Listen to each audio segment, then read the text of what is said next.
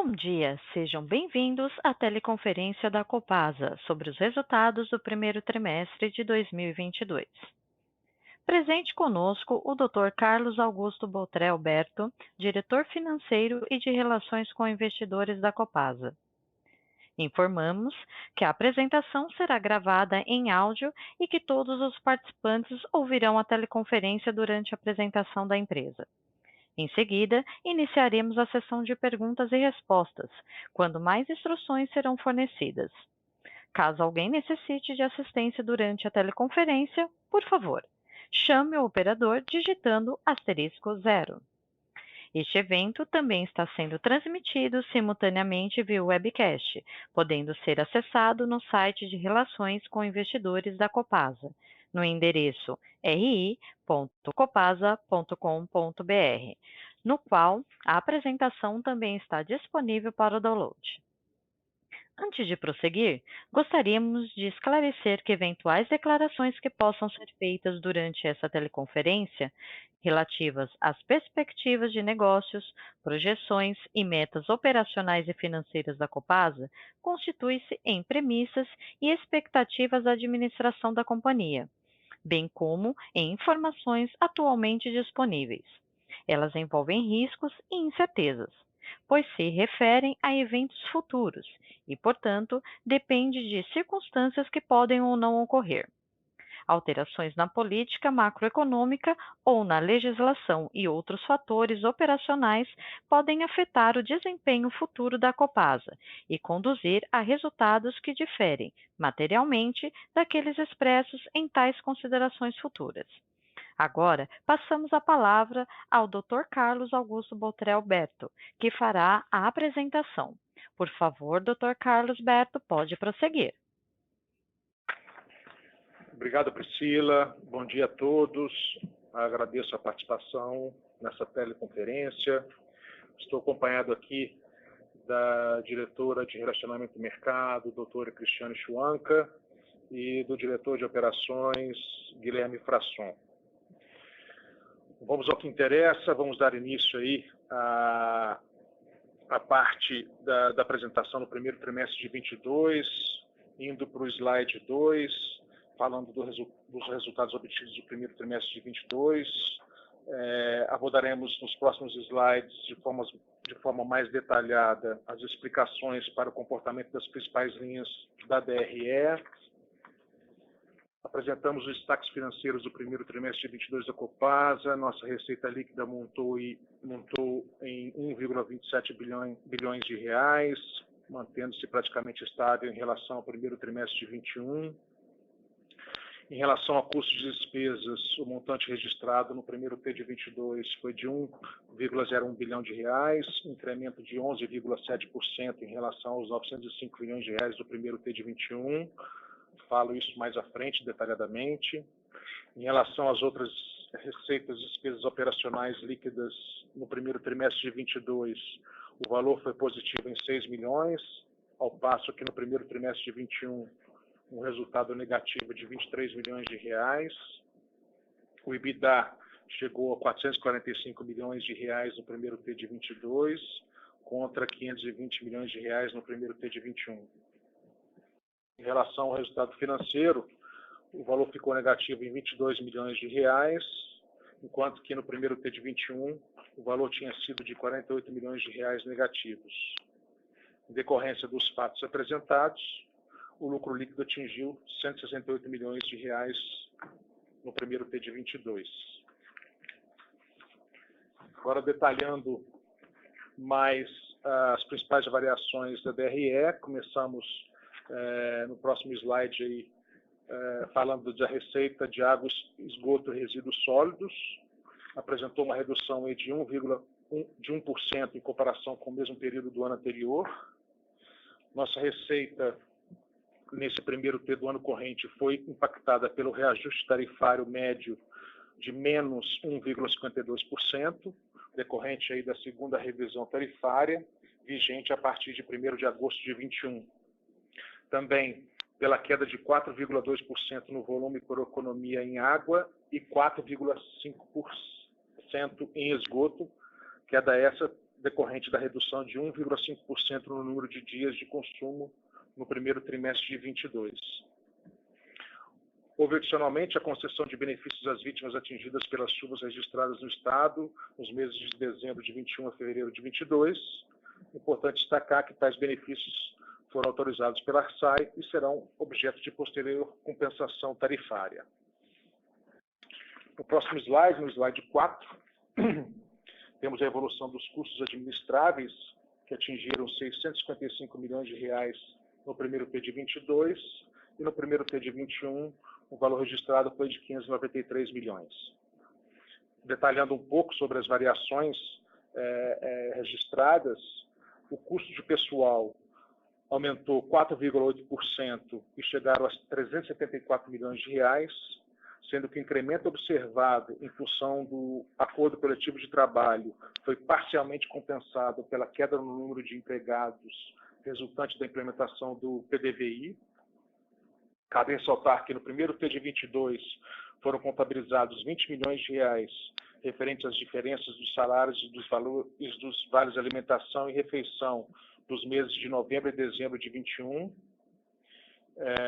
pois quando a assinatura da CT em fevereiro de 22, a data base foi alterada de maio para novembro e houve uma correção de 5% sobre essas verbas retroativa a novembro de 21.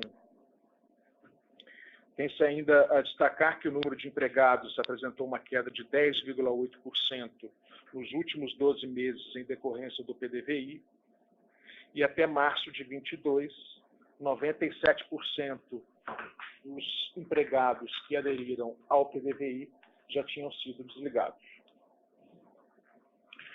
Falando agora de serviços terceiros, cresceram 25% no primeiro T de 22, explicado principalmente 11,9 milhões de reais nos gastos com serviços de conservação e manutenção de bens e sistemas, em função de novos contratos de prestação de equipamentos pesados, elevação de 4,1 milhão de reais com serviços técnicos profissionais, consultorias, bem como outros gastos suplementares decorrentes de ajustes contratuais.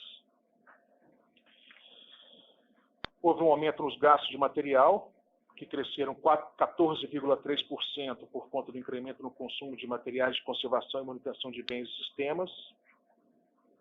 Acho que é importante destacar aqui os mais relevantes, podemos citar aí os tubos e conexões, cujos preços vêm apresentando significativas altas desde o início da pandemia, reflexo dos incrementos nos preços dos segmentos de PVC e derivados.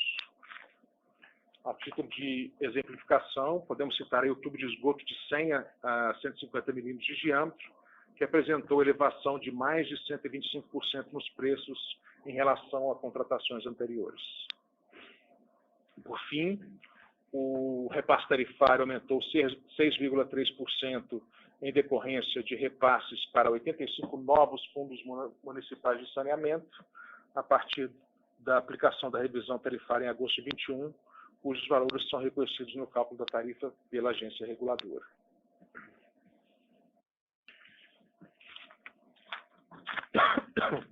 No slide 5, mostramos a evolução dos custos não administráveis, que cresceram 23,7% no primeiro trimestre de 22, em relação ao período comparativo, atingindo o valor de 174 milhões de reais, e vamos destacar as principais variações.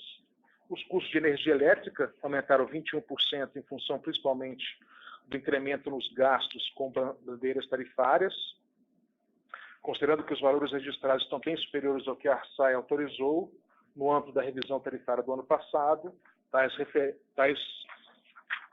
diferenças serão compensadas no próximo reajuste tarifário, cuja data de aplicação será 1º de agosto de 22.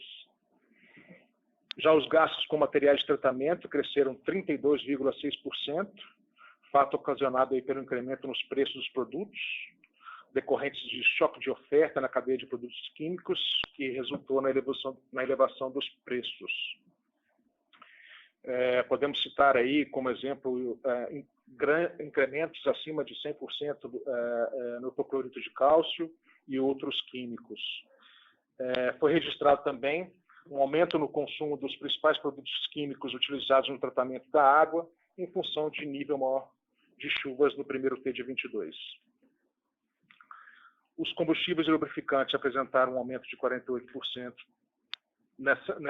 majoritariamente em função dos aumentos nos preços dos combustíveis. Os custos de despesas totais da Copasa, no período analisado atingiram, portanto, 1,01 bilhão de reais, correspondente a um aumento de 11,7%.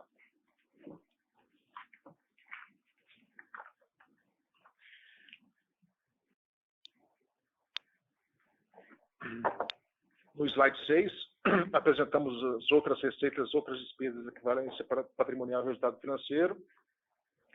Em relação às outras receitas operacionais, houve um acréscimo de 41%, resultado sobretudo da devolução de tarifas a clientes, resultando na reversão da provisão constituída no valor de 19 milhões de reais, e ao mesmo tempo reduzindo a receita no mesmo montante.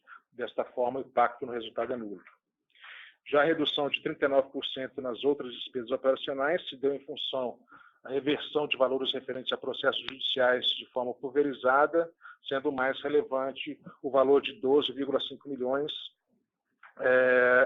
referente ao processo da PL de 2019, em função da assinatura do acordo coletivo. O resultado financeiro, por fim, apresentou decréscimo do déficit, chegando ao patamar negativo de 22 milhões de reais. Esse resultado ocorreu devido a um aumento de 150% nas receitas financeiras, com maiores ganhos com aplicações. Já as despesas financeiras cresceram menos, cerca de 35%, dado o aumento das variações cambiais passivas pelo incremento do PCA e da contabilização de 9 milhões de reais a título de waiver fee. Avançando para o slide 7, apresentamos dados de EBITDA, margem EBITDA e lucro. O EBITDA apresentou uma queda de 14,4% e seu valor passou a ser 445 milhões de reais no primeiro TRI de 22, correspondendo a uma margem de EBITDA de 33,8%. De maneira geral, tivemos uma pressão inflacionária em várias linhas que compõem a estrutura de custos da companhia, energia elétrica, combustíveis e lubrificantes, serviços terceiros e materiais, que afetaram as margens da companhia. O lucro líquido no primeiro trimestre de 22 foi de 167,5 milhões de reais.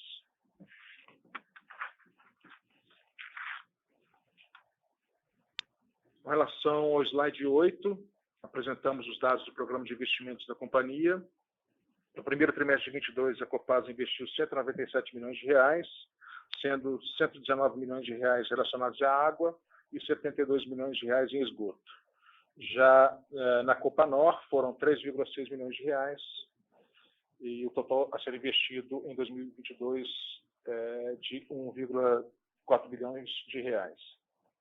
Conforme aprovado pelo Conselho de Administração em dezembro de 21, para os próximos 4 anos, o programa prevê investimentos anuais de 1,4 bilhões de reais em 2023 e 2026 e de 1,6 bilhão em 2024 e 2025. Indo para o slide 9, falando aí sobre a evolução do endividamento da companhia, abrangendo os dados da dívida bruta, líquida e alavancagem. A dívida bruta atingiu em março de 22 o valor de 3,74 bilhões de reais, dos quais 22% estão no curto prazo. A dívida líquida passou para 2,96 bilhões de reais em março de 22, ao passo que em março de 21 o valor apresentado era de 2,72 bilhões de reais. A relação entre dívida líquida e EBITDA ficou em 2 vezes. No slide 10, abordamos aí a dívida por indexador. O CDI passou a representar 39% da dívida da Copasa, sendo que esse aumento pode ser atribuído principalmente à captação de recursos que fizemos em setembro de 21, a 16ª emissão de debêntures, no valor de 507 milhões de reais, numa emissão total de 750 milhões de reais, dos quais o valor de 243 é indexado ao IPCA. Já a TJLP, em função de amortizações realizadas, passou de 14% da dívida em 21 para 8% em 22. A dívida em moeda estrangeira refere-se ao banco alemão KfW e o BEI e representa 5% da dívida total, sendo que em março de 21 o percentual correspondia a 6%. Em relação ao cupom médio, o percentual passou para 9,1% em função da elevação da taxa de juros. O grau de endividamento apresentou crescimento de 21 para 22, passando de 41,1% para 42,9%. No slide 11, falamos aí da remuneração aos acionistas. Para o exercício de 22, o Conselho de Administração aprovou em reunião do dia 16 de 2 de 22 o payout de 25% do LL ajustado. Em relação ao primeiro trimestre de 22, a Copasa já declarou 33,9 milhões de reais como remuneração aos acionistas e o pagamento será efetuado em 16 de maio.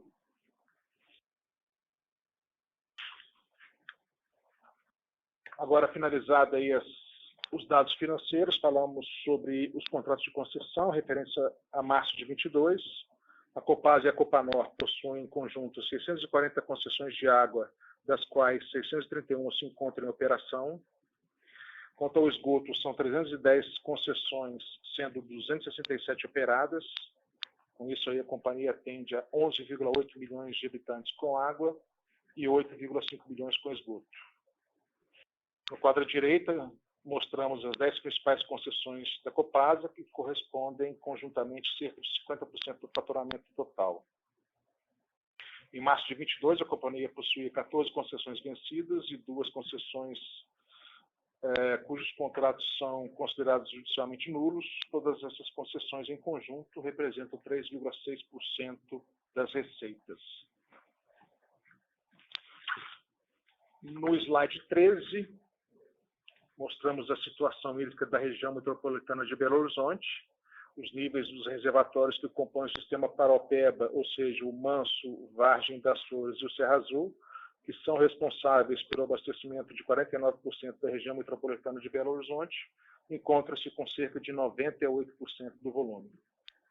Já no sistema Rio das Velhas, responsável por 42% do abastecimento da região, onde a gente mostra aí, destacado no lado direito, a vazão média dos últimos 15 dias anteriores a 24 de abril de 22 foi de 21 metros cúbicos por segundo, e a vazão média da captação deste sistema nos últimos 12 meses foi de 7 metros cúbicos por segundo. Conforme informamos no release, iniciamos os testes de recirculação da água bruta da obra de captação do Rio Paraopeba, e, dependendo da performance de tais testes, será possível o início do bombeamento gradativo da vazão até a ETA do Rio Manso.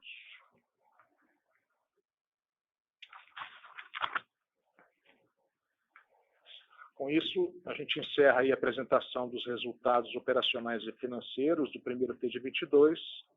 Passo a palavra para a Priscila para darmos início aí à sessão de perguntas e respostas. Obrigada. Iniciaremos agora a sessão de perguntas e respostas para investidores e analistas, e em seguida para os jornalistas, sendo primeiramente as perguntas endereçadas por telefone, seguidas daquelas feitas via web chat. Para fazer uma pergunta ao telefone, favor digitar *1. Se a sua pergunta for respondida, você pode sair da fila digitando *2. As perguntas serão atendidas na ordem em que forem recebidas. Solicitamos a gentileza de tirar o fone do gancho ao efetuarem sua pergunta. Dessa forma, uma ótima qualidade de som será oferecida. Por favor, aguardem enquanto coletamos as perguntas. Nossa primeira pergunta é de Júlia Zaniolo, Santander. Bom dia, pessoal. Obrigada pelo call. A gente notou aqui que o CAPEX realizado no trimestre parece ter vindo um pouco abaixo do guidance, se a gente pensar aí em um valor anualizado. Vocês poderiam comentar sobre essa performance de CAPEX e se a gente deve ver uma aceleração de investimento para os próximos trimestres? Obrigada. Perfeito, Júlia. Tenho certeza que essa pergunta viria, mas o nosso cronograma de CAPEX está totalmente de acordo aí com o que a gente orçou dentro da cronologia do orçamento e dos próximos meses aí você vai ver um ramp-up de CAPEX a partir aí do segundo T em diante. Mas se a gente for comparar, inclusive, até com o que a gente programou dentro do orçamento, estamos aí com 95% de realização no primeiro T de 22. Ótimo, obrigada, pessoal.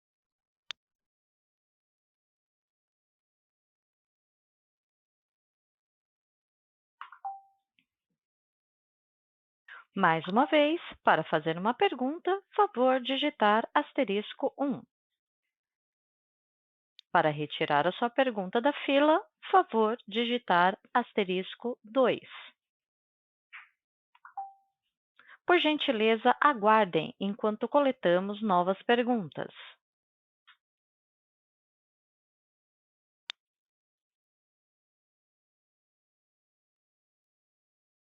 Nossa próxima pergunta é de Guilherme Helf, Banco UBS.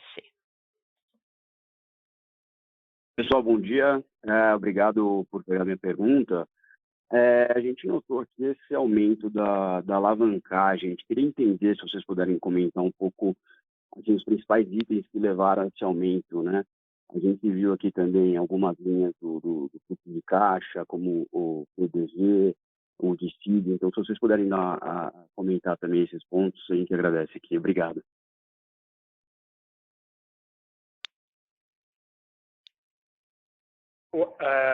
Não, perfeito. Bom, a pergunta é importante e esclareço que a nossa posição de caixa reduziu bastante, né, em função, principalmente, você vai lembrar dos eventos não recorrentes lá do ano passado, né, e que teve aí o efeito caixa agora no primeiro trimestre. Lembrando aí do PDVI, né?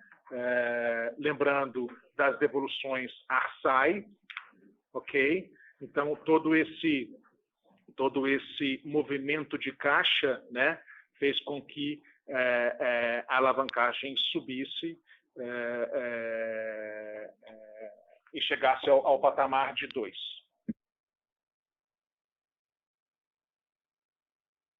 Ok, muito obrigado.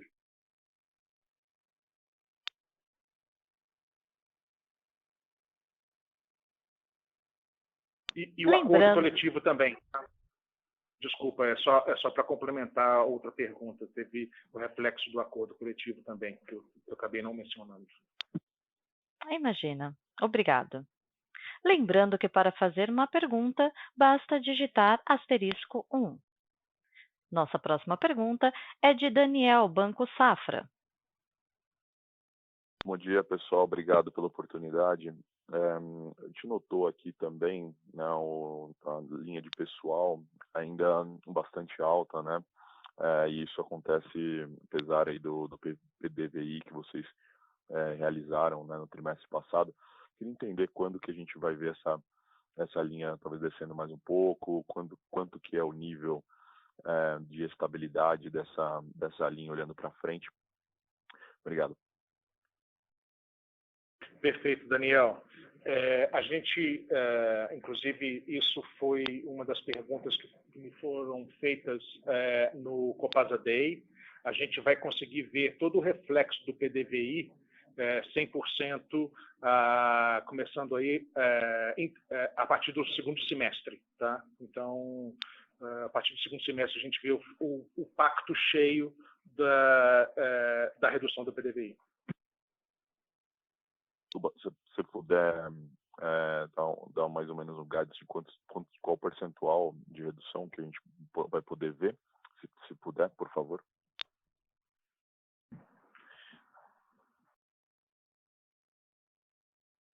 Serão reduzidos em função do PDVI, fazendo um cálculo médio aproximado aqui, a faixa aí de 15 milhões mensais mesmo. Ok, obrigado.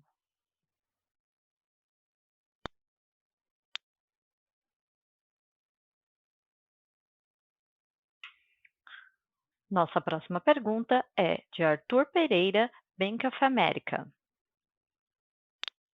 Bom dia, pessoal. A minha pergunta é sobre o acordo que foi anunciado em julho do ano passado, no qual a companhia se comprometeria a fazer 2 bilhões de investimentos para a bacia Paropeba do Rio das Velhas. Lembro que na época tinha uma discussão de que esses 2 bilhões poderiam ser doados, né, pelo acionista controlador e não significaria uma diluição para os acionistas minoritários. Só queria entender em que pé está esse compromisso e se tem algum risco de que esse aumento de capital poderia ser feito diretamente na companhia, diluindo os acionistas minoritários hoje. Obrigado. Não, Arthur, isso está no âmbito do acionista controlador, está sendo discutido aí a forma de como esse recurso virá. Então, não tem nada decidido ainda com relação se esse recurso vai ser oneroso ou não oneroso. Então, estamos aí no aguardo aí da decisão do acionista controlador. Obrigado. Tem algum timing ou não? Não. De novo, é uma decisão do acionista controlador. Mas não vejo nenhum. Aí é uma opinião pessoal, não vejo nada acontecendo nos próximos meses. Ótimo, obrigado.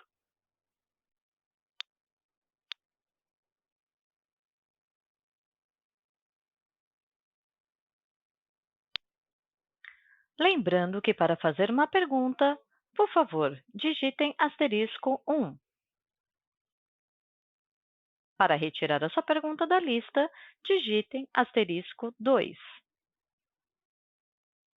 Por favor, aguardem enquanto coletamos novas perguntas.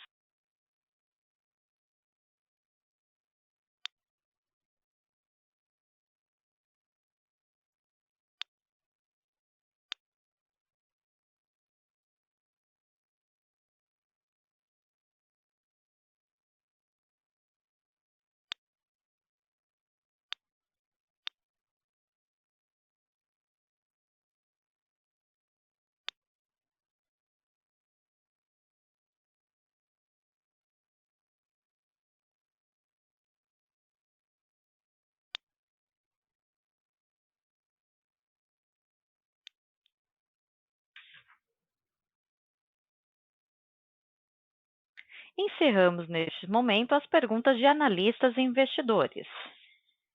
Iniciaremos agora a sessão de perguntas e respostas de jornalistas por telefone. Para fazer uma pergunta, favor digitar *1. Por gentileza, aguardem enquanto coletamos as perguntas.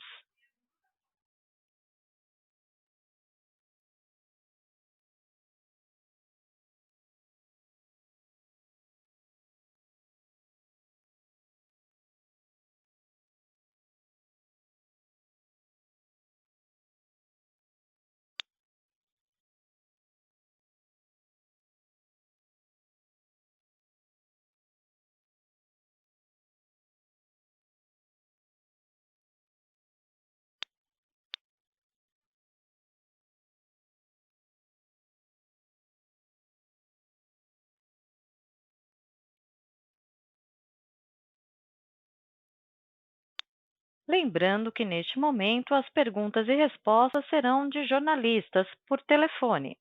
Para fazer uma pergunta, favor digitar *1. Para retirar a sua pergunta da fila, favor digitar *2. Por gentileza, aguardem enquanto coletamos as perguntas.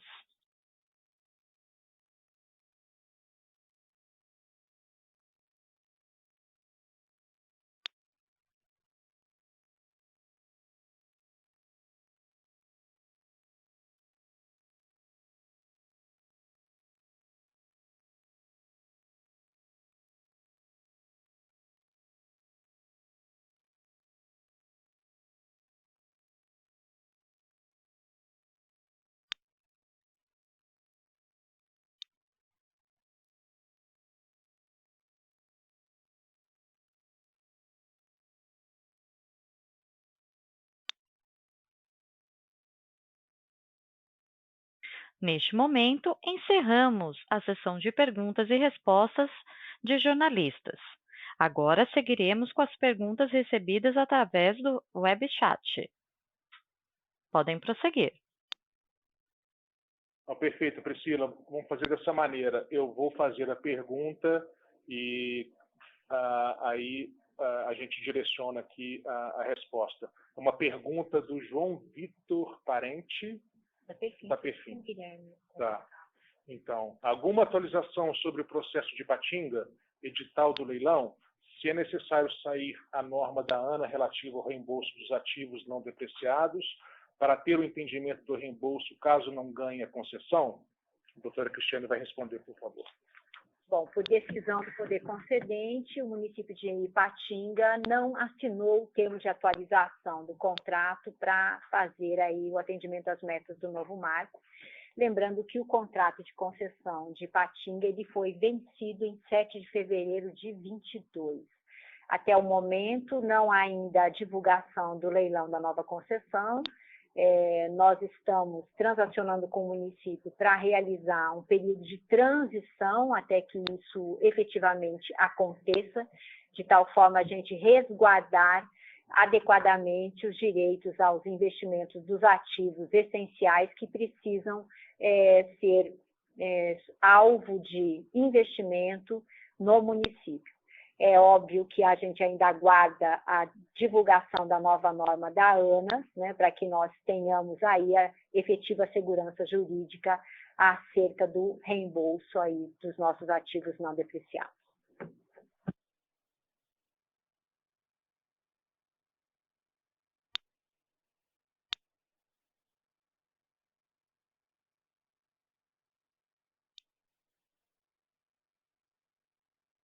A outra pergunta é do Rafael Dias, do Banco do Brasil.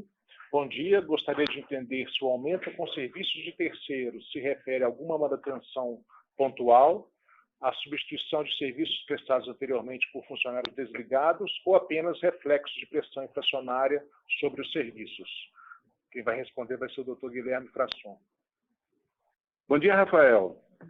A gente poderia atribuir o aumento com serviços de terceiros a 3 pontos, mas principalmente as fortes chuvas no início do ano, totalmente fora da curva, principalmente aqui na região metropolitana, oeste, norte do estado, e aí a gente teve realmente um incremento aí nos custos com manutenção. Mas hoje também a gente dispõe de contratos mais robustos e que, obviamente, tendem a proporcionar uma migração da terceirização, né, naqueles serviços de rua. Então, isso aí tem um pequeno reflexo. E o outro ponto, como você disse também, é a pressão inflacionária, não tem dúvida, né? Aumento de custos de combustíveis, o que, obviamente, também incrementa os custos nessa prestação de serviços em campo.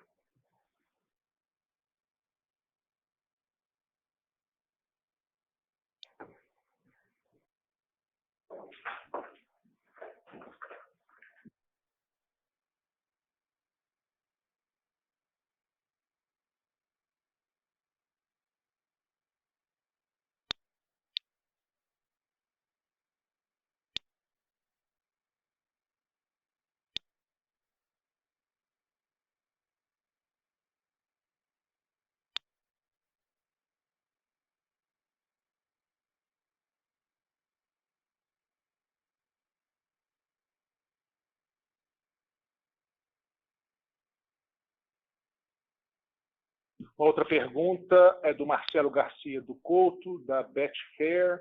Como a empresa vê o crescimento das despesas operacionais? Bom dia. A gente pode citar aqui como pontos relevantes, né, no crescimento das despesas operacionais, obviamente a pressão inflacionária, né, produtos químicos, a parte de combustíveis, mas podemos dizer que o mais representativo nesse primeiro TRI são as chuvas, né? Aumentou muito o custo operacional de manutenção. Como eu disse também, a Copasa está tendo agora contratos mais robustos, terceirizados, principalmente para os serviços de rua, né?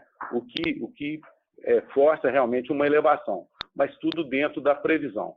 Um pouquinho fora da curva, principalmente em função das chuvas.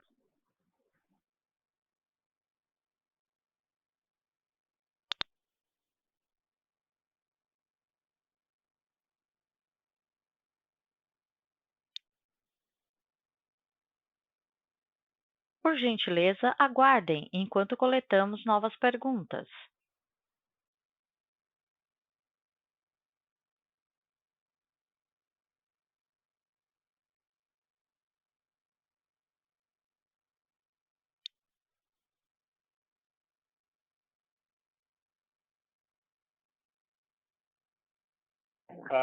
Uma outra pergunta é do Henrique Peretti, do JP Morgan. Bom dia, obrigado pelo call. Tenho duas perguntas. A primeira é sobre a performance de custos. Várias linhas vieram acima da inflação nos últimos 12 meses.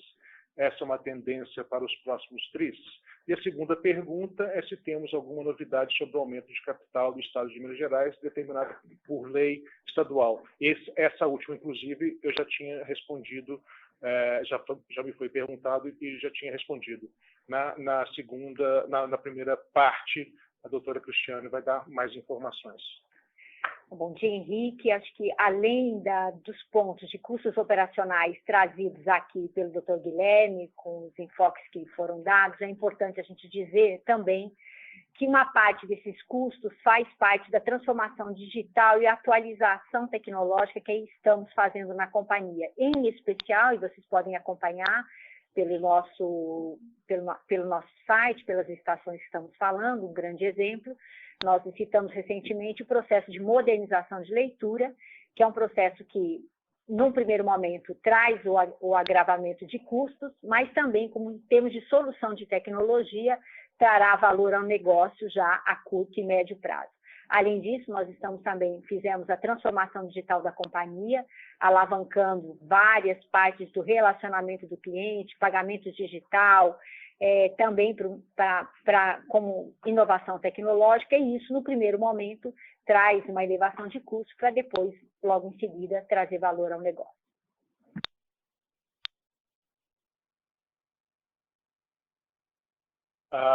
A outra pergunta é do Juliano Agege, da UBS. A Copanor conseguiu comprovar capacidade econômico-financeira? O que pretendem fazer? Como operar concessões com contratos irregulares? Bom, os senhores podem ter verificado, a nossa agência reguladora estadual publicou que a Copanor não conseguiu comprovar a capacidade econômico-financeira. Isso é devido ao modelo de negócio especial da nossa subsidiária, né? Nós temos lá um modelo tarifário em que pressupõe investimentos por parte do acionista controlador, e hoje ele é feito por meio de um subsídio cruzado, e é óbvio, não foi possível comprovar a capacidade econômica financeira com esse atual modelo de negócio para fazer frente aí ao período total das concessões que lá temos. O que nós pretendemos fazer? O acionista controlador e a agência reguladora, nós também estamos conversando. É óbvio que a Copanor precisa passar por uma alteração do modelo de negócio. Neste momento, está em audiência pública perante a agência reguladora o processo de revisão tarifária da Copanor, onde se definirá, né, uma nova estrutura tarifária para a Copanor. Nós não podemos fazer a leitura da comprovação da capacidade econômica e financeira da Copanor similar ao que fizemos para as outras companhias, tendo em vista esse subsídio interregional que lá existe. Com relação à operação de concessões irregulares, nós tivemos aí um decreto federal publicado no último dia 1º de abril, na verdade, traz um esclarecimento, né, com relação a esses contratos. Não existe contrato irregular, os contratos eles foram celebrados no momento, de acordo com o marco regulatório vigente, então eles são atos jurídicos perfeitos. Esse decreto publicado em 1º de abril, ele enfatiza que o que estaria irregular seria a operação nesses municípios, e nós estamos em discussão com todos esses municípios, muito embora passado o prazo aí estabelecido pela lei de 31 de março, nós estamos retomando todas as conversas com municípios para fazer a regularização da operação do saneamento nesses municípios.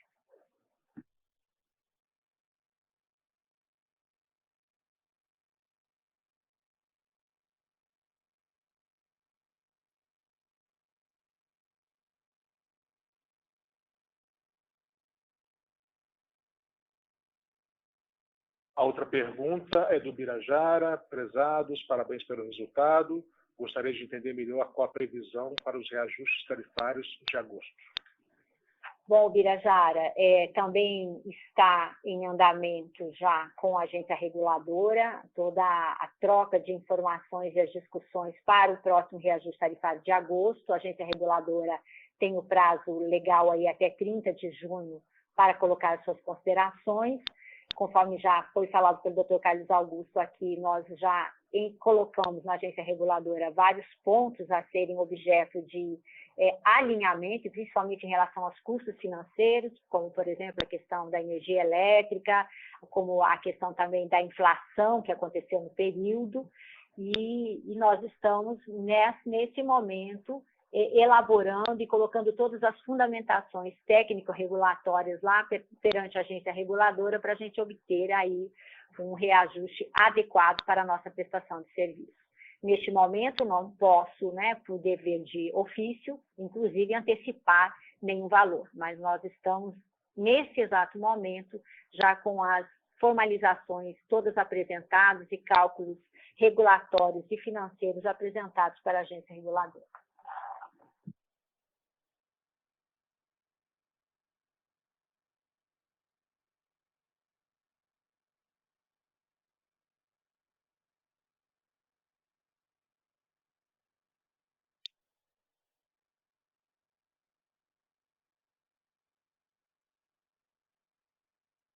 Uma pergunta do Juliano Agege, da UBS.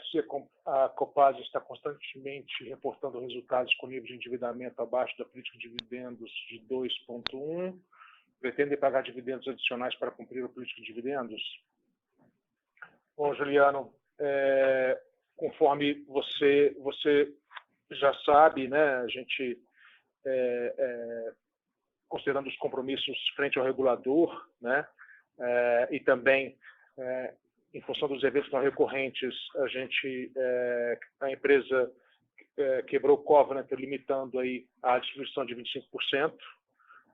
Isso foi equacionado no primeiro T de 22, e conforme falamos inclusive no Copasa Day, esse assunto vai ser rediscutido,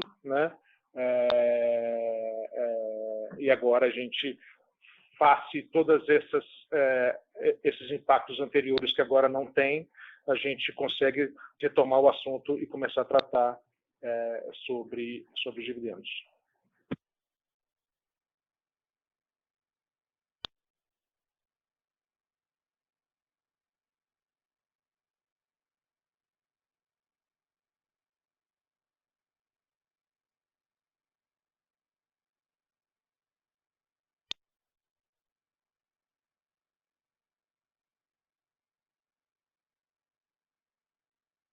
Por gentileza, aguardem enquanto coletamos novas perguntas.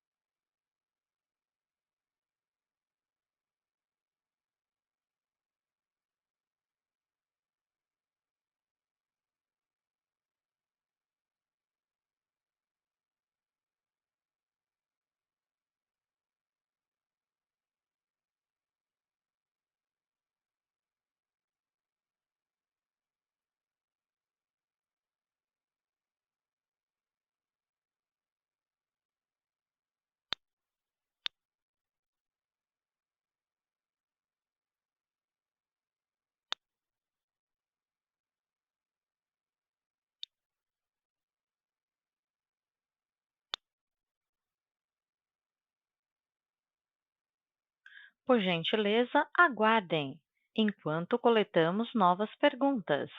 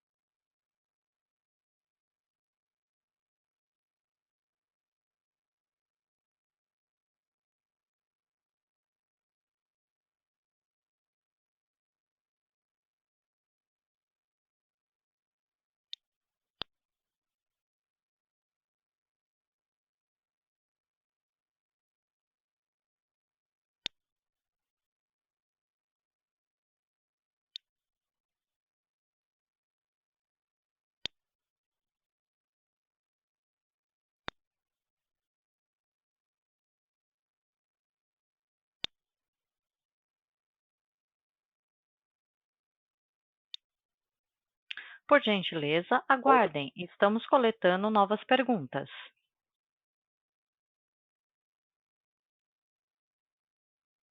Outra pergunta do Jonathan Grucock, da ICM, se a política de dividendos durante todo o ano, o exercício de 22, ficará em 25%. Bom, conforme eu tinha falado, Jonathan, nós vamos revisitar agora, depois dos eventos não recorrentes, da obtenção do waiver. Agora esse assunto volta para a deliberação do Conselho agora já no segundo TRI.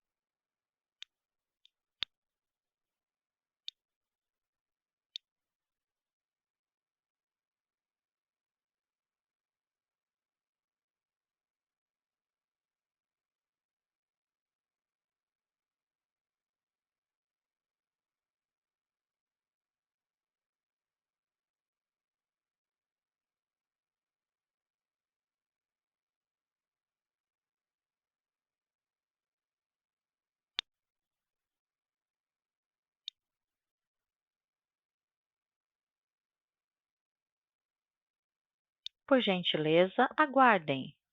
Estamos coletando novas perguntas via web.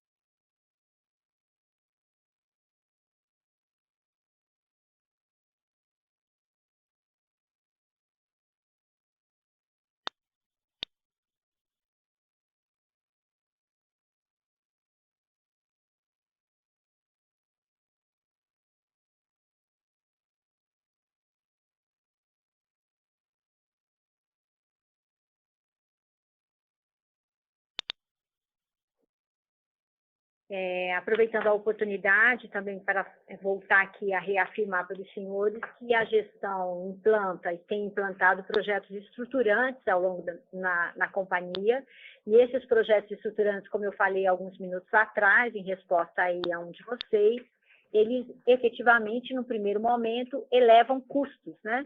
E no momento aí médio e longo prazo trazem mais valor ao negócio. Além dos principais projetos estruturantes que estamos implantando aqui, além do que a gente já falou, relacionado ao Customer Experience, são mais de 575 milhões que nós estamos investindo em soluções de atendimento ao cliente e contratação, atendimento aqui se entenda relacionamento ao cliente, inclusive ações relacionadas à gestão de serviços de campo, principal ponto de atenção nosso em termos da qualidade da prestação de serviço, também aspectos relacionados à inovação, tal como os leitores e medidores inteligentes, para poder trabalhar fortemente e alavancar com maior velocidade os resultados dos nossos programas de eficiência operacional, principalmente aqueles relacionados à proteção da receita, como perdas físicas e perdas aparentes. Além disso, também uma contratação de um operador logístico, para que a gente possa cuidar de forma mais adequada, ágil, célere e eficiente da nossa cadeia de suprimentos. E destacamos também todas as ações de ESG que estamos desenvolvendo dentro da companhia, focando e alinhando a companhia para condições de captação ao mercado de recursos com melhor taxas e melhor valor de trazer aqui para dentro, ações que trazem valor ao serviço prestado. Nossas ações de ESG são ações relacionadas principalmente ao ODS número 6, que é o ODS da água e preservação aí do meio ambiente, para que a gente possa trazer cada vez mais a valorização, ao valor a percepção do valor do serviço de saneamento que a gente presta, né? Além de termos aí uma tarifa adequada e competitiva, nós também buscamos o reconhecimento dos nossos clientes para que isso traga muito mais valor à marca. Então, o que fazemos aqui, além também do que falamos aí sobre a questão da modernização do processo de leitura, que vai trazer para a gente a melhor eficiência na questão do faturamento das nossas emissões das nossas contas, nosso on-site billing, de forma muito mais rápida e também mitigando risco regulatório, que é um grande foco de atenção. Nós somos aqui regulados por uma regulação por incentivo e cada vez mais eficientes, nós teremos aí condição de ser mais competitivo no mercado. É óbvio que quando nós falamos, e a Copasa é uma empresa eficiente no mercado, a prova é que nós somos obrigados a dividir com a sociedade uma parte dos ganhos na nossa estrutura tarifária. Não é? Então, isso é o reconhecimento da eficiência da companhia dentro do mercado. Então, o que nós podemos falar aos senhores, além daquelas clássicas situações que já foram comentadas aqui pelo Dr. Carlos Augusto, Dr. Guilherme, de incremento de custos relacionado às chuvas, à inflação, nós estamos também levando ao conhecimento dos senhores que os investimentos e acréscimo de custos, e aí nesse primeiro momento são qualificados como acréscimo de custos, para a gente trazer modernização e atualidade aí ao serviço público que prestamos.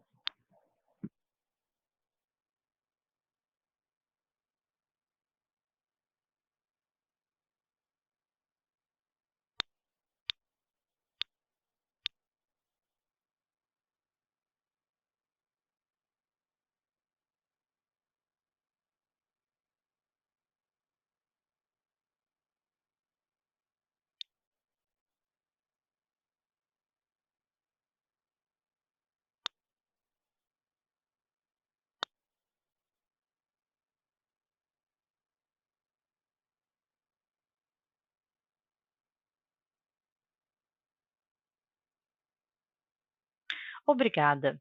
A sessão de perguntas e respostas está encerrada. Passamos agora a palavra ao diretor financeiro e de RI, Dr. Carlos Augusto Botrel Berto, para suas considerações finais. Bom, obrigado a todos pela participação. Ficamos à disposição aí através do nosso RI e desejo a todos um excelente dia. A teleconferência da Copasa está encerrada. Agradecemos a participação de todos, tenham um bom dia e obrigada por usarem a Chorus Call.